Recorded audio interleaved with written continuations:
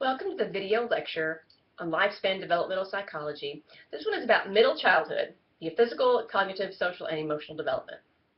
From the ages of about 6 to 12, children grow in all areas, physically, cognitively, socially, and emotionally. Physically, kids grow a little slower during this time, but they become masters of their little bodies and learn all kinds of new skills. This may be riding a bike, skateboard, or learning to pitch, maybe roller skate. This is usually the time that kids are the healthiest because there's a lot of attention paid to health by parents, schools, and communities. They have more dental visits. Some schools have mobile dentists that come to the school and give kids checkups.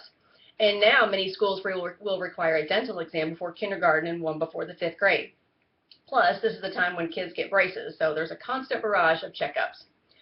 Cognitively, kids are really taking control of their skills. They are beginning to think for themselves, put words and sentences together, learn complex math problems, and even new languages. During this time, some children are identified as having learning disabilities or behavioral disabilities. From a moral perspective, kids are really learning the differences between right and wrong and the consequences of those wrong decisions. Schools pay a lot of attention to the character development programs, and educators believe that this is a good way to reach children when their parents aren't doing such a good job. Emotionally, children are all over the place. One minute they're happy, the next minute they're crying. There are so many emotional changes that are going on with kids, and they don't fully understand how to let it out.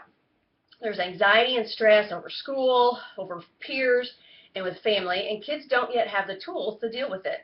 Self-esteem is developing during this time, and a child's self-esteem can last them their entire life. So we really need to pay attention to it. Family is a big influencer during the ages of 6 to 12. Children who show positive behaviors have warm parental relationships. Parents expect them to be close, and they expect them to go to college. Mom really plays an important role in the kid's development because she's usually the biggest supporter of the child. Many kids will only live with mom, so it's natural for her to be the main figure.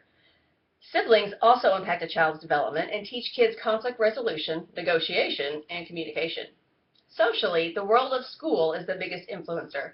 There are constant teachings of cognitive skills. Schools teach children about motivation, how to learn, how to interact with other children, and how to get along in society. Those children who don't conform to society's norms end up being labeled delinquent or behavior disordered. Schools are usually housed with counselors or psychologists to help children deal with some of these emotional and social issues.